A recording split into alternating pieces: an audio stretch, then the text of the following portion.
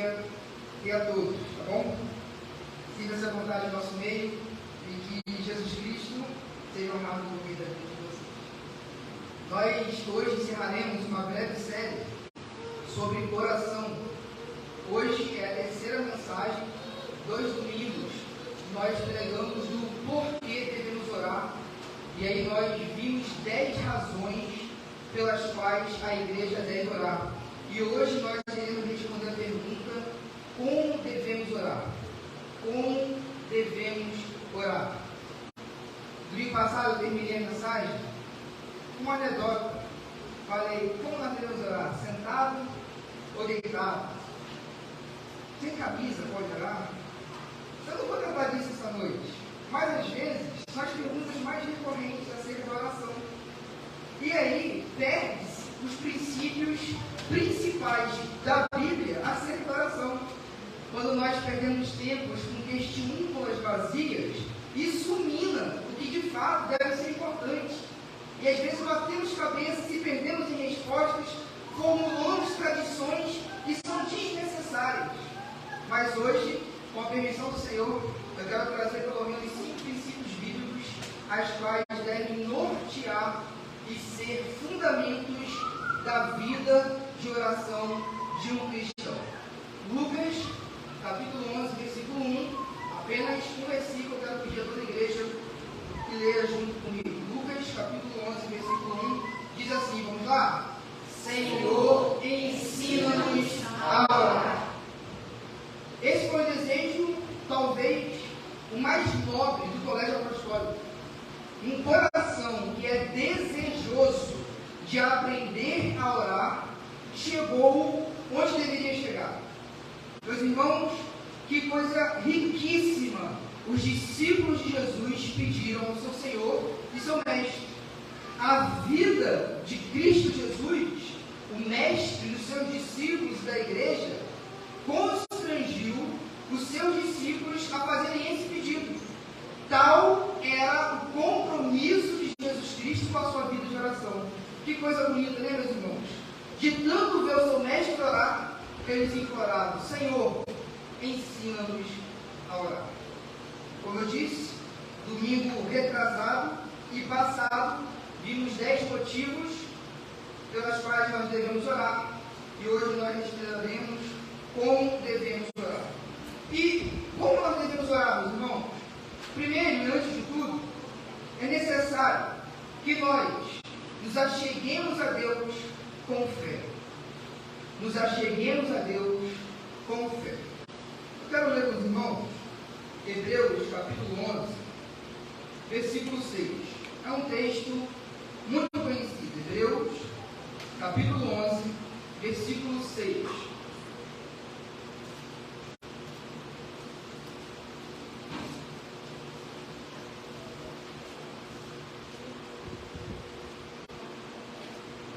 O autor bíblico escreveu assim,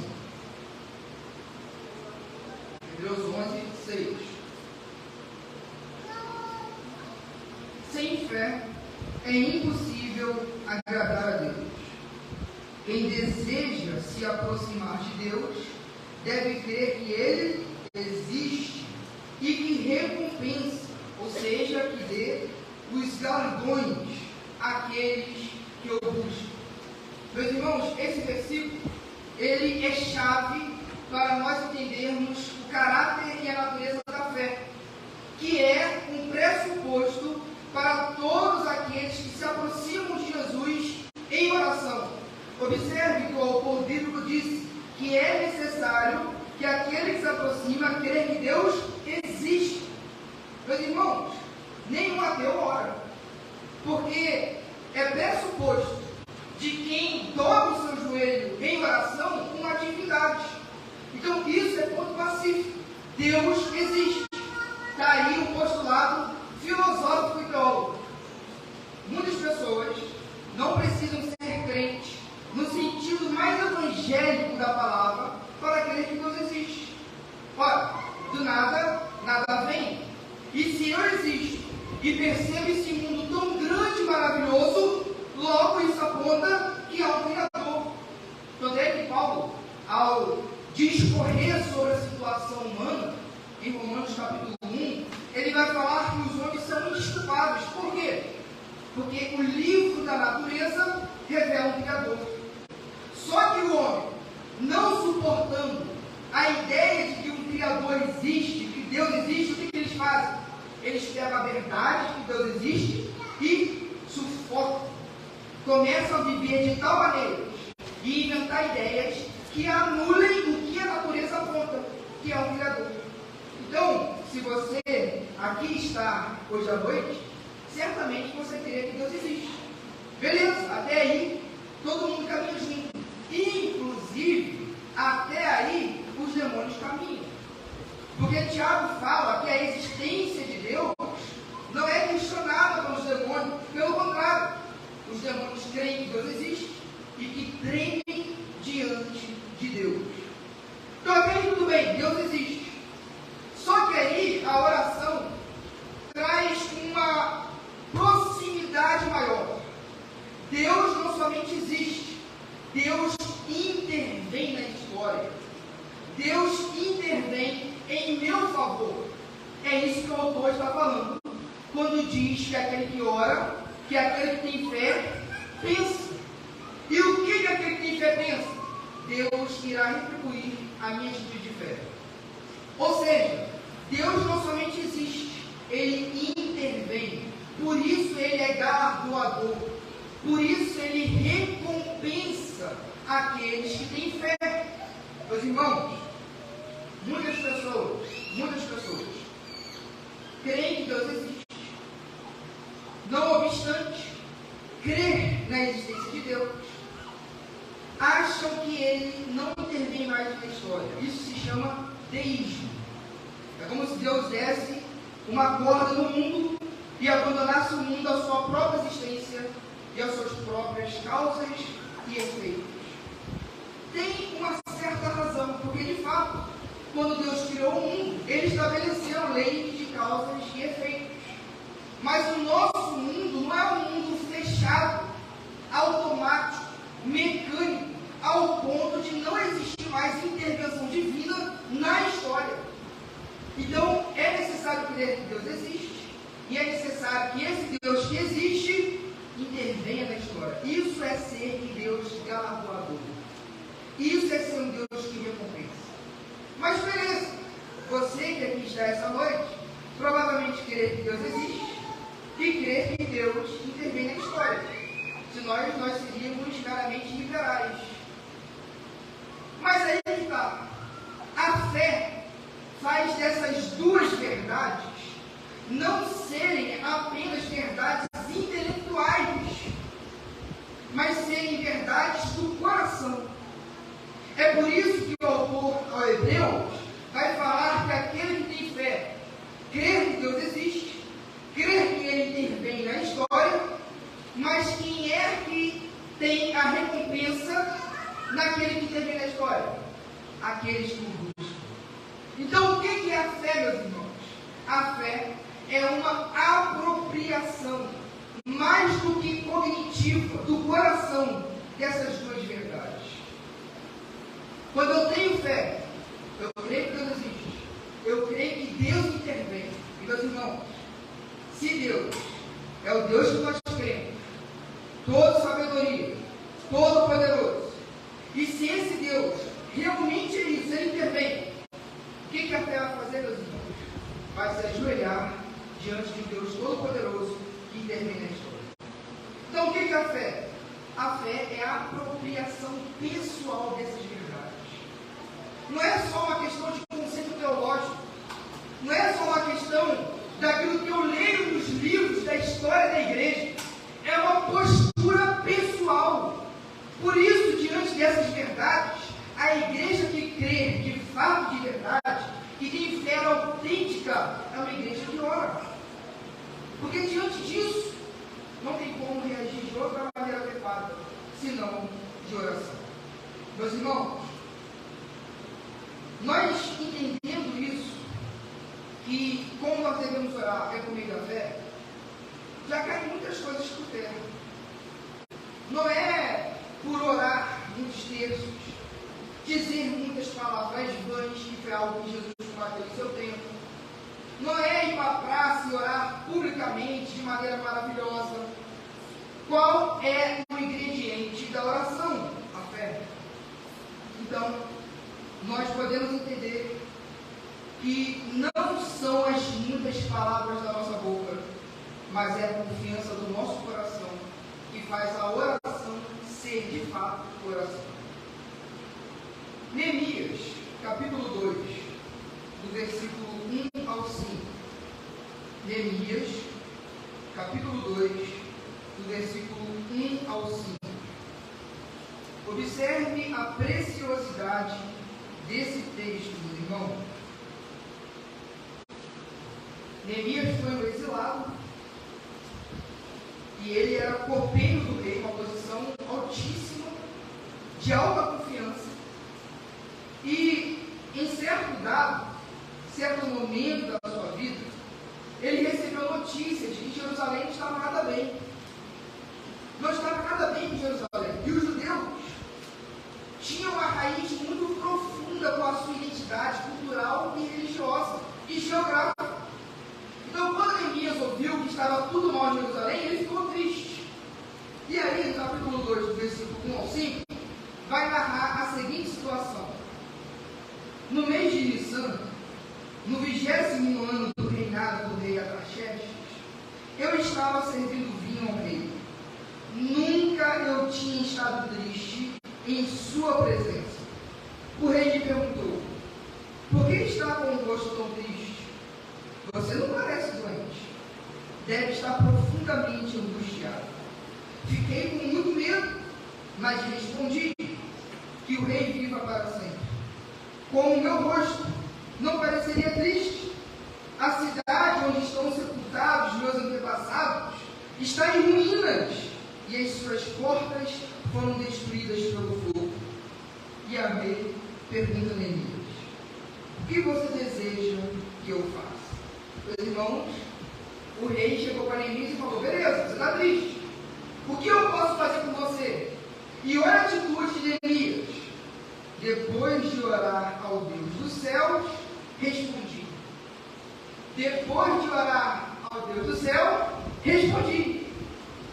Meus irmãos, qual é o tempo que Neemias teve entre a pergunta e a resposta? Segundos. O que isso aponta para a gente? Que Neemias, diante de um fato e de uma oportunidade, ele não ficou, gente, e a fé só me ouve se orar, olhando para Jerusalém, e 3 horas por dia, e repetir tantas aves marinhas. Neemias não se prendeu a fórmulas, a didáticas de orações, a livros prontos. Ele simplesmente orou o que a gente não sabe, mas que foi rápido, foi.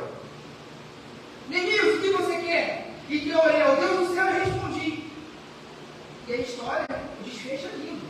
Ele orou ao Deus do céu, antes de pedir ao rei do maior império do mundo, mas até mesmo os mais poderosos são serviçais do soberano.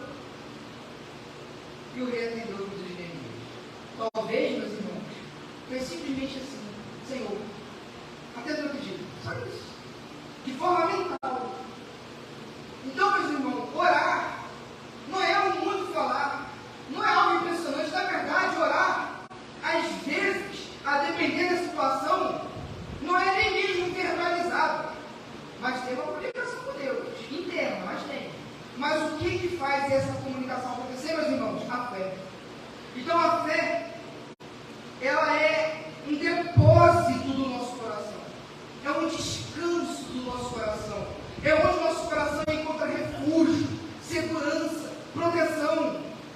Então, Neemias fez uma oração simples e a coisa aconteceu. Meus irmãos, quantos aqui já ouviram falar em George Miller, um inglês que sustentou mais de 10 mil órfãos, décadas e décadas, só com a oração? Ele não pedia nada a ninguém. E existem vários milagres. Vários milagres. Mas eu quero contar um. Certa feita, George Miller foi chamado para lá em Bristol. Ele pegou um navio. O navio já estava 3 dias viajando com muito nevoeiro. Por causa disso, o capitão ia devagarzinho na sua viagem. E ele chegou para Jorge Miller e falou assim: olha, não vai dar tempo de chegar no sábado não, pode passar o seu compromisso. Jorge Miller olhou para o capitão e falou assim: olha comigo. Beleza, olha, vou lá no plano. Vamos lá. Jorge Miller olhou: Senhor, tu sabes que eu preciso da sala. Dispersa o nevoeiro. Amém. O capitão meio titubeando, projetando uma oração, aí Jorge Miller: não precisa orar. Primeiro, porque eu sou nevoeiro. E segundo, porque o senhor já fez. Pode subir. O capitão subiu. O nevoeiro jamais existiu. Jorge Miller não fez nada para impressionar. Apenas orou com fé. E porque ele tinha que estar sábado, porque assim era a vontade de Deus, o nevoeiro foi disperso e o navio chegou sábado, onde Jorge Miller precisava chegar. Às vezes, a gente conversa com umas pessoas que falam: não sei orar, não tem palavra, não tem a fé. E começa a orar.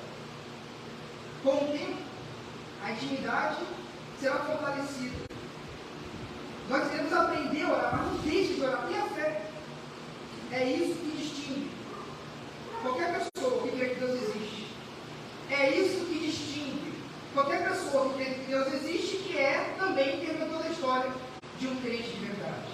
Salvo engano, Gordon Fee, um grande teólogo, no século passado, disse que uma vida sem oração é ateísmo na prática. Então, meus irmãos, a gente professa o Deus que nós servimos, mas a gente não ora. É ateísmo na prática. A fé, meus irmãos, é o que torna a nossa oração audível. Se você entrar no seu quarto para orar, como Jesus ordena no Sermão do Monte, entra no seu quarto. Mas se eu entrar no meu quarto e não tiver fé, é como se o meu quarto fosse uma caixa acústica. Eu posso gritar: Deus me ouve! Mas Deus não ouve barulho. É a fé. Então, é a fé que torna a nossa oração audível a Deus. Que torna, inclusive, a oração não verbalizada como Neemias audível a Deus. Porque é a fé que faz com que nós possamos ter acesso de fato e de verdade ao nosso Senhor e Salvador Jesus. E a fé, meus irmãos, talvez você fique assim: mas eu não tenho capacidade para orar. Eu não tenho fé, eu não consigo ter a fé dos heróis das Sagradas Escrituras. Eu não consigo ter a fé dos heróis da história da igreja. Eu não consigo ter fé do meu irmão da igreja que ora tão bonito. Olha o que o Tiago falou, meus irmãos. Lá no capítulo 5, Tiago, capítulo 5, versículos 17 e 18. Tiago, capítulo 5, versículos 17 e 18.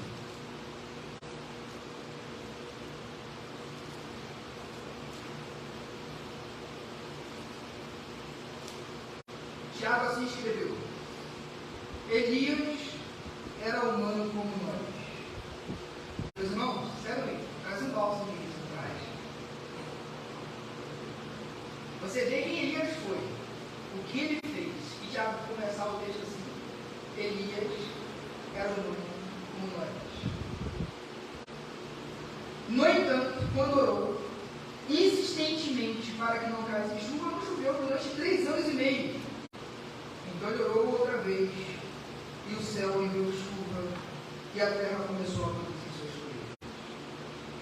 E aí Tiago está falando que a grandiosidade do que Elias fez não foi por causa de Elias, foi apesar de Elias. E qual era o segredo de Elias? Fé. Então, meus irmãos, não é que Elias era um ser humano melhor. A diferença era que Elias era um homem que tinha fé. E é isso que faz a diferença. Tiago aproxima a nossa humanidade, a humanidade de Elias, para entender que o poder não está em quem fala, mas o poder está em quem ouve, que é o nosso Senhor soberano. Então, meus irmãos, eu quero, no nome de Jesus, te encorajar. Tenha fé. Acesse ao Senhor.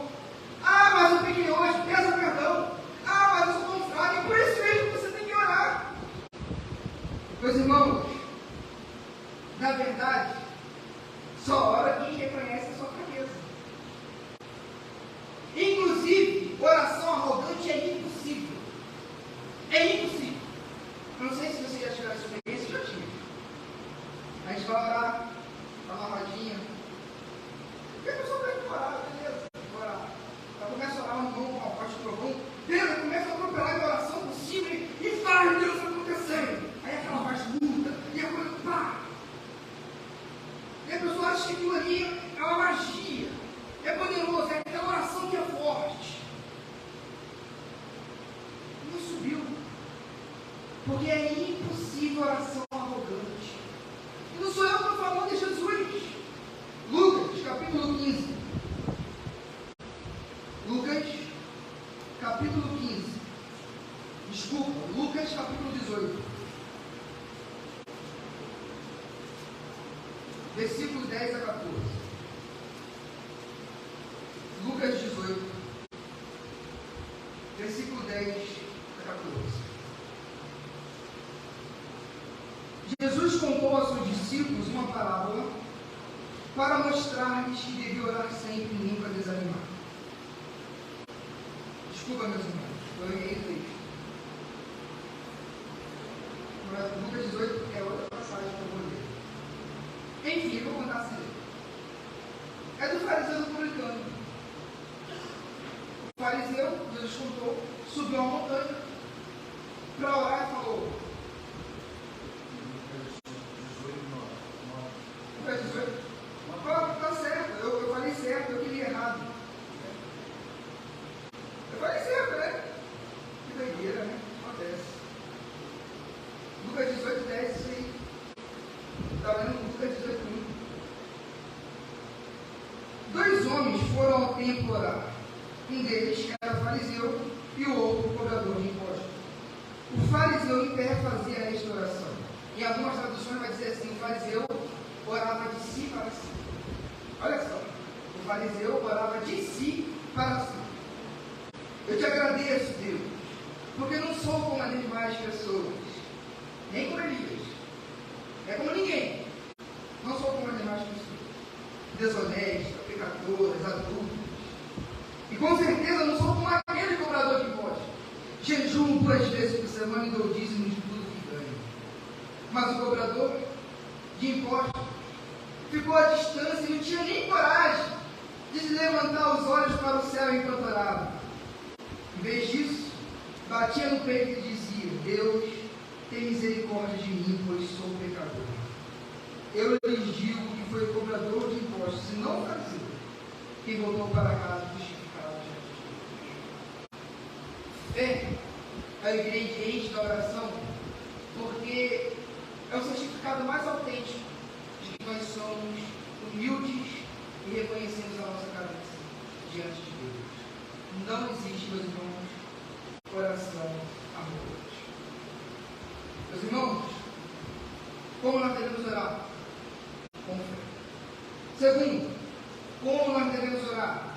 De acordo com a vontade de Deus. 1 João, capítulo 5, versículo 14. 1 João, capítulo 5, versículo 14. O texto bíblico nos diz assim: estamos certos de que Ele nos ouve sempre, e lhe pedimos algo conforme a sua vontade. Qual é a condição de sermos ouvidos por Deus? Orarmos segundo a sua vontade. Se a fé torna a nossa oração audível, é a vontade de Deus que torna a nossa oração aceitável. Se a fé faz com que nossa oração seja audível, é a vontade de Deus que faz com que a nossa oração seja aceitável. Mas quem tem fé não faz sempre a oração de acordo com a vontade de Deus? Não. A gente amadurece, meus irmãos. Eu tenho fé há muito tempo. Mas quando eu olho para trás das orações que eu fiz, pelo amor de Deus, que oração foi essa que eu fiz? Jesus amado. É por isso que C.S. Lewis fez uma pergunta. Se Deus tivesse entendido todas as orações todas que eu fiz na minha vida, onde eu estaria agora? É misericórdia de Deus, meus irmãos, Deus dizer não. É misericórdia de Deus, Deus dizer para a gente, é a minha vontade e não a sua. E outra coisa, é possível que a gente se converta ao Senhor, mas que não obstante, a depender do momento da vida e da fragilidade da fé, a vontade que está operando em nosso coração seja da carne e não a vontade de Cristo Jesus. Isso é possível. Abra comigo em Provérbios, capítulo 28, versículo 9. Provérbios 28, versículo 9. Salomão aqui não economizou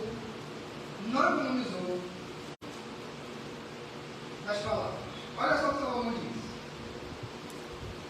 As orações de quem se recusa a ouvir a lei são detestáveis. Orações detestáveis para Deus. Quem é que faz oração detestável, abominável para Deus? Aquele que não dá ouvido à lei. O que Salomão está dizendo é o seguinte: não adianta nada orar, se quando eu vou orar, eu não oro submisso e consciente da vontade do Deus a qual eu estou me dirigindo. Jesus, em João capítulo 15,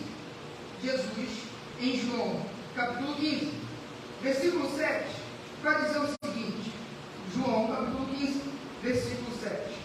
Mas se vocês permanecerem em mim, e as minhas palavras permanecerem em vocês, pedirão o que quiserem, e isso lhes será concedido.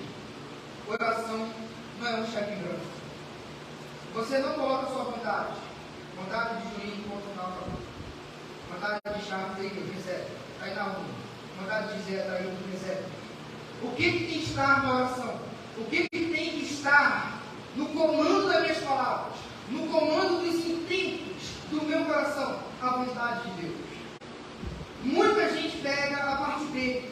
Se eu pedir, Deus não irá me negar. Mas tem uma condição: se for submisso à vontade de Deus. Se a palavra de Cristo Jesus estiver operando em meus corações. Então, meus irmãos, qual é a oração que Deus ouve? A oração subordinado à sua vontade. Por isso, quem não ouve Deus por meio das Escrituras, quem não ouve Deus por meio das Escrituras, não terá as suas orações ouvidas por Ele. Irmãos, Deus tem compromisso com o seu nome. E se eu peço algo contra a vontade de Deus, eu, além de estar oferecendo algo que Ele não vai aceitar, eu estou dando dele em vão. Por que é necessário nós orarmos segundo a vontade de Deus? Porque a única vontade que eu conheço, que é boa, perfeita e agradável, é a vontade de Deus. E por que Deus só pode aceitar oração submissa às Escrituras? Eu quero ilustrar da seguinte forma. Dietrich Bonhoeffer, que foi um teólogo alemão, ele foi enforcado antes de Hitler morrer, um dia antes. A guerra ia acabar, ele fez um atentado contra Führer. Foi preso. Da cadeia escreveu muitas coisas.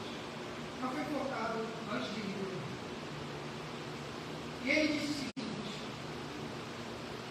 comparando a oração, o exercício das Escrituras e a atividade do crente em conjugar a oração com as Escrituras. A minha filhinha, por exemplo, tem um ano, a Catalina.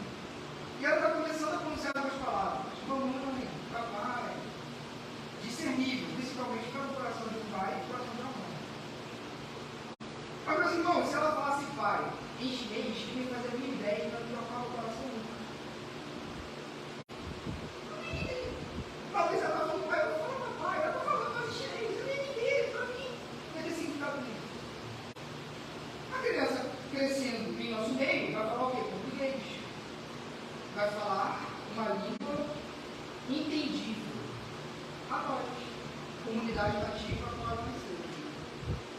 Quando nós nascemos do alto, quando nós nascemos do Espírito, quando nós nascemos de Deus, nós somos uma criança. E nós precisamos desenvolver uma linguagem.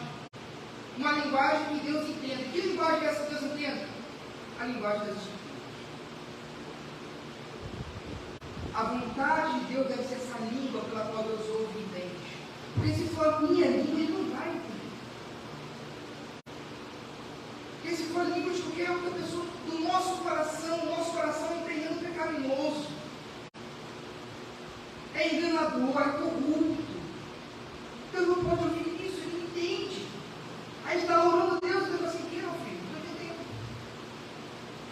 É por meio da fé, mas é uma fé inteligente, consciente do que se pede, que é a vontade de Deus. Meus irmãos, o que é oração entendida?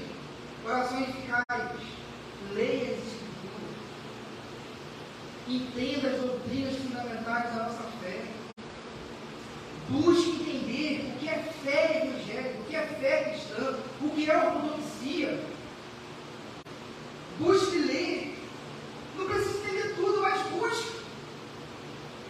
Talvez aí você vai começar a ter uma língua apropriada para poder falar com o Pai das Luzes. Meus irmãos, como é rico uma oração bíblica. É disso. É maravilhoso. Se a gente for ver as orações de Paulo, as suas cartas, as orações de Neemias, Esdras, são orações altamente teológicas, profundas. Ó Deus, terrível, tremendo, soberano, Criador dos céus e da terra. Então, meus irmãos, precisamos orar segundo a vontade de Deus. Mas antes de passarmos para o terceiro ponto, eu preciso clarificar o que é orar segundo a vontade de Deus. Porque se nós entendermos que orar segundo a vontade de Deus é só uma questão conceitual, eu não teria cumprido bem meu papel hoje. Porque orar segundo a vontade de Deus tem um quê conceitual. Por exemplo, Deus quer a salvação de todos os homens. Eu não preciso ter dúvidas que eu vou orar um familiar querido, mas eu sou pai. Eu vou orar, essa é a vontade de Deus. Beleza? Só que a oração segundo a vontade de Deus requer muito mais do que repetição das Escrituras, para que não seja algo ruim. Mas também requer um espírito apropriado e adequado à sua vontade revelada, e eu vou explicar com uma ilustração. Não é só o verbete. É a vontade de Deus que eu proferi afetando o meu coração, e eu vou ilustrar. Um dia eu estava aconselhando uma senhora casada, que estava muito infeliz com o seu marido, brigando a rodo. E um dia eles separaram. Chegaram de divorciar, separaram, ela veio. Juninho, oi, deixa eu conversar com você, pode vir. Eu sabia que era, eu tinha falado umas vezes com ela, mas ela nunca viu. E ela chegou um dia e falou assim: é o seguinte, eu vou orar e voltar para o meu casamento. Eu, maravilha, isso é a vontade de Deus. 1 Coríntios 7 vai falar que o homem e a mulher não devem se separar. Tem que se separar. Pode com suas esposas. Vontade de Deus. Chega lá. Essa é a vontade conceitual. Vontade conceitual. Deus quer que o casamento seja recuperado. E aí ela falou assim comigo. Aí depois foi aquela para outra. Você crê, Deus quer recuperar o casamento? Creio, Deus quer recuperar o casamento. Mas Juninho, eu só vou aceitar se Deus trazer ele na minha mão, quebrar. Tá pronto. Uma verdade conceitual na oração. Deus restaura o casamento, mas aqui, quebrar. Cheio de amargura, cheio de horas. Mas como assim? Você só vai aceitar assim? Você não vai aceitar a vontade de Deus, não. Vai lá, falando de você, beleza? Verdade conceitual. Mas seu coração está submisso à vontade de Deus. E eu falei assim, beleza. Mas se for para restaurar o seu marido por meio de você, não, essa aí não, então sua oração é errada. Meus irmãos, porque orar segundo a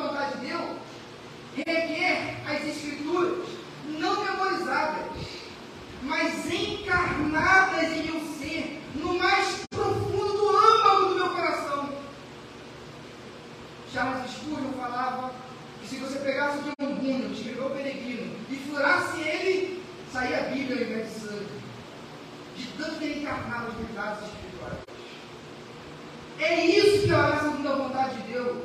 Não é só memorizar, porque é bonito, meus irmãos. As pessoas que memorizam falam. Mas você percebe que o Espírito Santo não acompanha aquela oração. Porque orar segundo a vontade de Deus é mais do que conceito, é estado de alma. É quebrantamento de coração. É submissão. Então, meus irmãos, o que é orar segundo a vontade de Deus? É conhecer as Escrituras, mas deixar que ela venha regar, venha nutrir em mim o novo homem pela qual eu fui criado assim. Como nós devemos orar? Com fé e de acordo com a vontade de Deus. Terceiro, como devemos orar? Incessantemente. Incessantemente.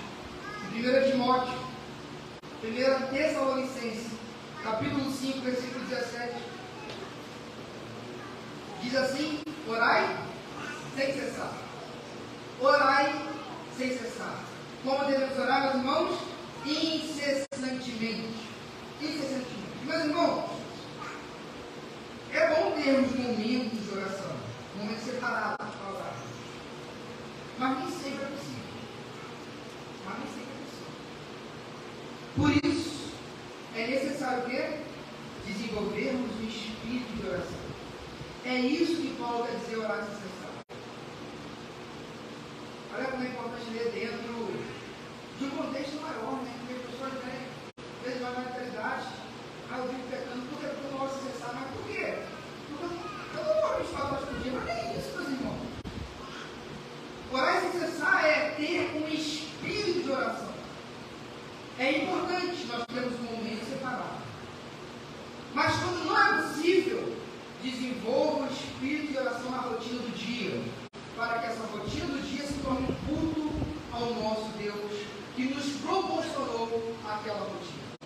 Em Efésios, capítulo 6, versículo 18, Efésios, capítulo 6, versículo 18, Paulo vai dar a seguinte orientação à igreja: orem no Espírito em todos os momentos e em todas as ocasiões e em todas as circunstâncias.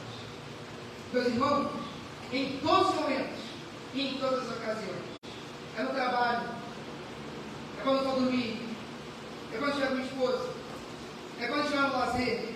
Qualquer momento, teve uma lucidez, teve um pitaco de orar. Olha, não questione, porque o diabo não é, a sua carne não é, não são os demônios, não é o mundo, é Deus que está te chamando.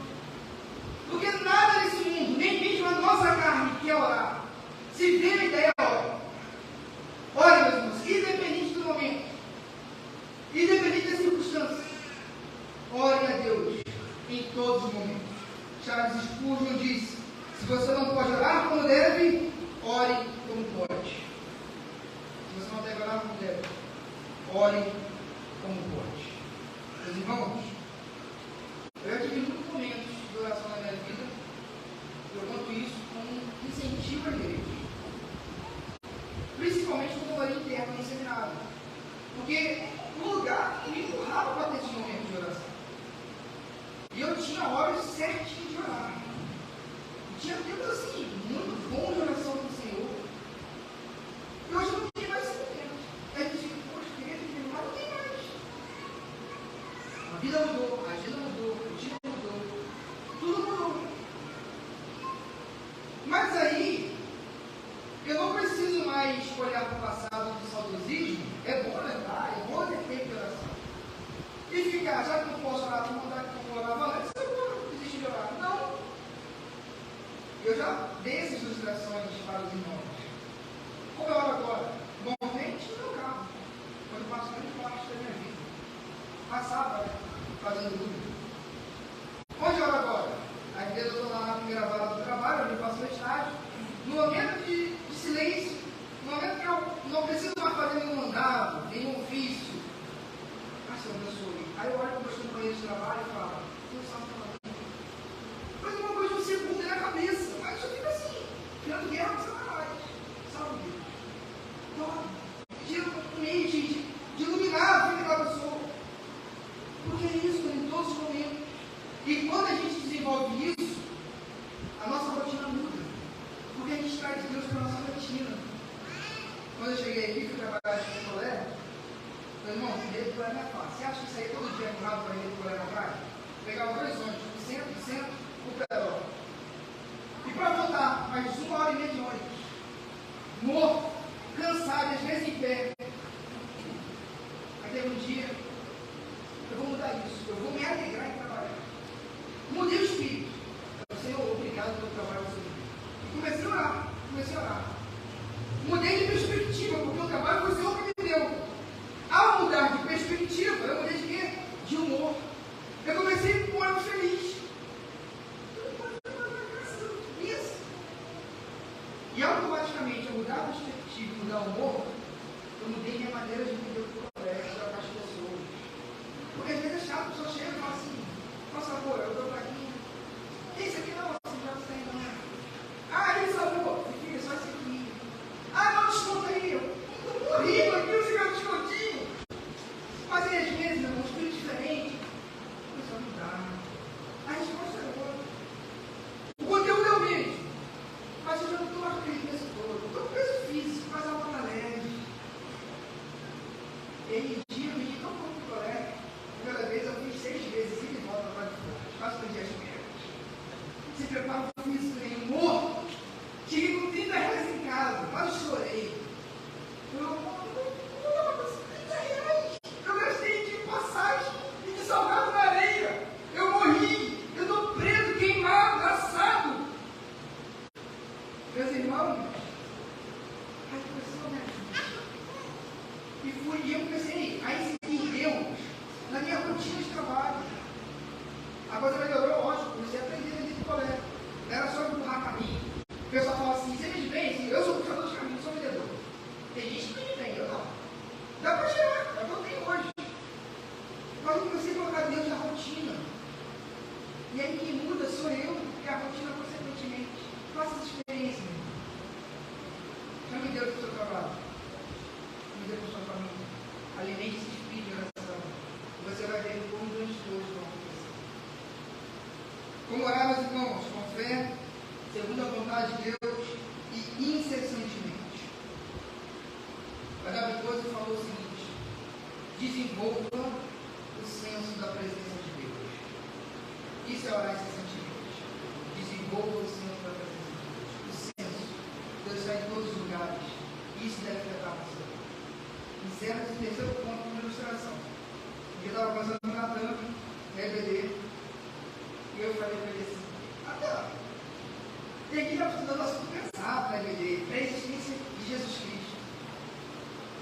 A sua encarnação, a sua humilhação e a sua exaltação. Gente, isso faz isso para a dele. Você sabe, fala uma doutrina aí que afeta todo mundo sua vida que a gente estudou. É a presença de Deus. Como assim? A minha presença. Poxa, a minha presença, olha, tem um conceito na cabeça dele, óbvio. Como que a minha presença afetou sua vida? Ruim. Tipo, eu tinha muito medo. Muito medo de ficar sozinho. Eu disse, eu sou aqui comigo. Está aqui comigo. É isso mesmo. Ele não está sozinho, ele enfrentou medo. Pelo menos naquele lugar que falou assim, o medo foi embora. Isso é desenvolver o senso da presença de Deus.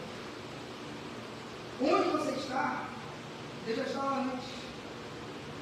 Entende? Não é você que chega primeiro e vai trazer Deus. Deus já está lá. Só desenvolver esse senso. Quarto motivo. Como devemos orar? Perseverantemente. Vai ver, mas não é a mesma coisa que perceber aqui incessantemente? Não é tão horrível uma coisa assim. Vamos ver a diferença? Lucas 18, versículo 1. Agora sim. Lucas 18, versículo 1.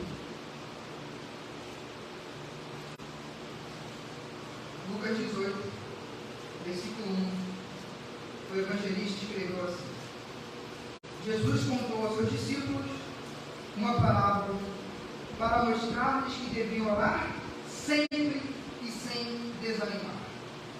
O que é perseverar na oração? É perseverar no próprio ato da oração. Ou seja, eu preciso orar com constância. É quase a mesma coisa que orar sem cessar. Orar sem cessar se desenvolve espírito de oração. Só que esse espírito de oração pode ficar e acabar. Então, Perseverar na oração é perseverar no espírito de oração. É a própria dinâmica de oração não acabar. Eu já experimentei momentos de ter com Deus a oração, não posso mais como tinha antes, mas tenho um momento de oração. Hoje, como eu falei para os irmãos, eu vivo mais nessa dinâmica de orar em todos os lugares, em espírito. Mas se eu começar a negligenciar, e aí isso é um perigo, é mais fácil na rotina esquecer de orar. Eu esqueço um dia, eu esqueço o segundo, o terceiro, e eu já não mais persevero. Então, perseverar na oração é perseverar no próprio ato de orar, mas também perseverar nos pedidos de oração. Nos pedidos de oração. Meus irmãos, se hoje eu oro por algo, amanhã eu oro por outra coisa, e depois de amanhã por outra coisa, eu não orei.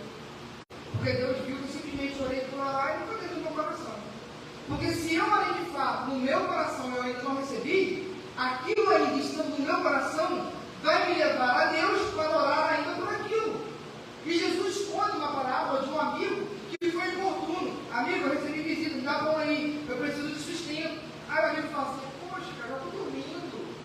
Eu já estou com a minha família lá toda forradinha, sabe? Não, eu preciso, eu não vou estender, vai embora. Aí volta, por favor, me dá aí, eu preciso. Não vou estender, vai embora. Por favor, eu preciso. Rapaz, tu é meu amigo, mas eu vou te dar para você insistir. O que Jesus está ensinando não é que ele é esse amigo assim, não. É que nós devemos insistir nos pedidos de oração. E por que isso é importante? Graça divina e se arrepender dos pecados. Mas quando ele morreu, tinha 3 pessoas na lista que não foram alcançadas. As outras sim. Só foi ele morrer. E essas 3 pessoas se converteram. Perseverem. Perseverem em oração. Não desista dos pedidos que são marcados pela vontade de Deus. Que às vezes, aos seus olhos, não tem mais jeito. Mas persevere. Porque Deus certamente honrará a nossa oração. Oração que é perseverante. Em Colossenses capítulo 4, versículo 2, Paulo disse à igreja: perseverai na oração. Perseverai na oração. Por fim, por último, mas não menos importante, nós devemos orar com as motivações corretas. Tiago, capítulo 4, versículo 3. Tiago, capítulo 4, versículo 3.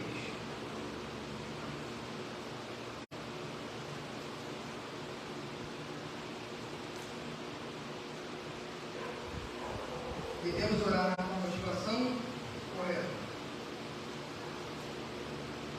O apóstolo Tiago assim escreveu: e quando pedem, ou seja, quando oram, não recebem, pois seus motivos são errados. Pedem apenas para lhes dar prazer. Meus irmãos, o que é orar com motivação correta? Aquela pessoa que está falando do casamento, orou, já falou com a vontade de Deus, com motivação errada. Queria humilhar seus filhos. Não queria casamento, queria humilhar, porque isso é possível. Então, o que é orar com motivação correta? Fazer algumas perguntas. É para a glória de Deus que eu estou orando? É para a glória de Deus? É para o bem-estar da saúde da igreja? É para o avanço do reino? São necessidades reais? É para a minha própria glória? É para a minha soberba? É para o meu crescimento? Mas eu gosto de ser sincero.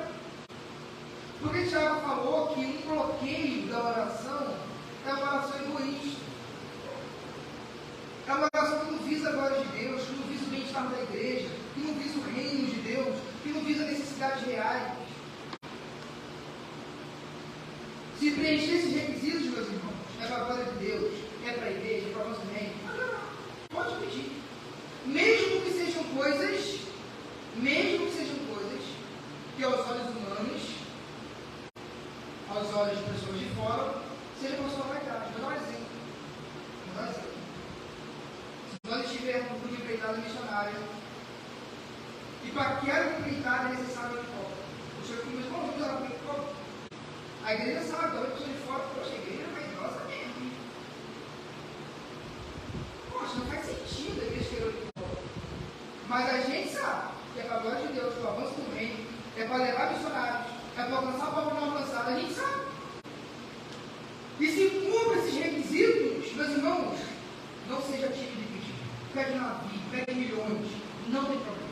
Se um dia na Assembleia a gente deliberar, vamos orar pedindo 1 milhão a Deus, porque é necessário 1 milhão para a glória de Deus, não sejamos tímidos. Pastor, mas 1 milhão é muito. Não seja tímido.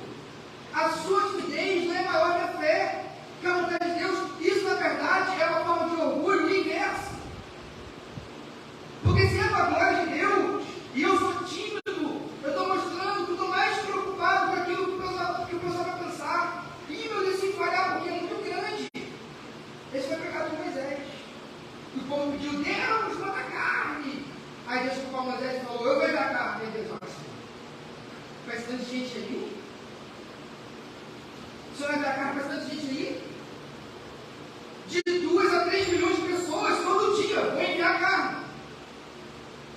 Vou enviar, Moisés, e você vai ver. Por que Moisés ficou Deus falar com o povo? Orgulho, medo, timidez. Eu não confio não. Eu vou botar o meu, falar assim, a minha personalidade, a minha pessoa, a minha imagem na frente do pessoal, para ser desqualificada depois, mas a palavra de Deus estava ali. E aí, meus irmãos? Não sejamos tímidos. Se cumpre os propósitos de Deus e se as intenções são honestas. William Carey, missionário batista, pai das missões modernas, lá na Índia, que traduziu a Bíblia, que perdeu a esposa no campo, que trabalhou com ações sociais. Meus irmãos, sabe por que tem mulheres viúvas que não morrem na Índia hoje, queimadas no marido? Por causa de William Carey. Ele chegou na Índia e era uma cultura religiosa de que toda viúva deveria ser amarrada ao viúvo e morrer queimada. Ele foi jurista, um estatista. Ele lutou e conseguiu vencer a dignidade da mulher. Foi ele. Porque muitas pessoas foram salvas, porque o homem foi para a Índia pregar o evangelho e entendeu que aquilo era errado. Esse William Carey falou o seguinte: faça grandes coisas para Deus e espere grandes coisas de Deus. Faça para Deus e espere de Deus. Grandes coisas para Deus e espere de Deus grandes coisas. Amém, meus irmãos? Como nós devemos orar? Não perca tempo com coisas pequenas. São esses princípios bíblicos que devem reger nossa oração. Fé, submissão à vontade de Deus, desenvolver o tipo de oração com perseverança e com motivações corretas.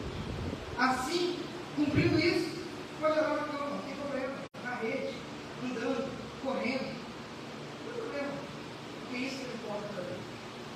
Amém, meus irmãos? Louvado seja o Senhor, que o Espírito Santo continue a ministrar aos nossos corações. Vamos nos colocar de pé, fazer uma oração de gratidão ao nosso Deus. Nosso irmão Ailton, poderia fazer uma oração de gratidão ao nosso Deus?